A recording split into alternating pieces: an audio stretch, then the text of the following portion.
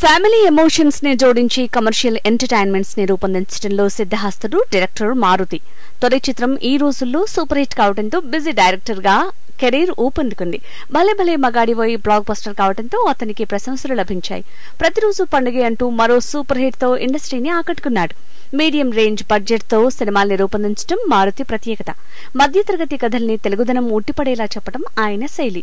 మారుతి చిత్రం అంటే luck, action, emotion, comedy ఇలా అన్ని రసాలు ఉంటాయి. తాజాగా మారుతి డైరెక్ట్ చేసిన పక్కా కమర్షియల్ చిత్రం జూలై 1న రిలీజ్ కానుంది. ఈ చిత్రం ప్రీ రిలీజ్ ఫంక్షన్ ని ఇటీవల గ్రాండ్ గా నిర్వహించారు. మెగాస్టార్ చిరంజీవి చీఫ్ గెస్ట్ గా హాజరయ్యారు. ఈ ఈవెంట్ లో ప్రసంగిస్తూ మారుతి ప్రతిభని మెచ్చుకున్నారు చిరంజీవి.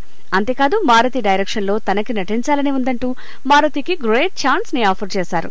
దాంతో ఆనంద ఆశ్చర్యాలకు లోనయ్యాడు మారుతి.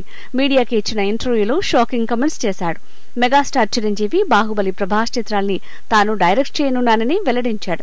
ప్రేక్షకులు హీరోలని ఎలా చూడాలని ఇష్టపడతారో అలా హీరో పాత్రల్ని తీర్చిదిద్దుతాను అన్నారు. ఈ విషయంలో తాను డైరెక్టర్లా ఉండనని, ప్రేక్షకులకు హీరోకి మధ్య మీడియేటర్లా ఉంటానని షాకింగ్ కామెంట్ చేశాడు.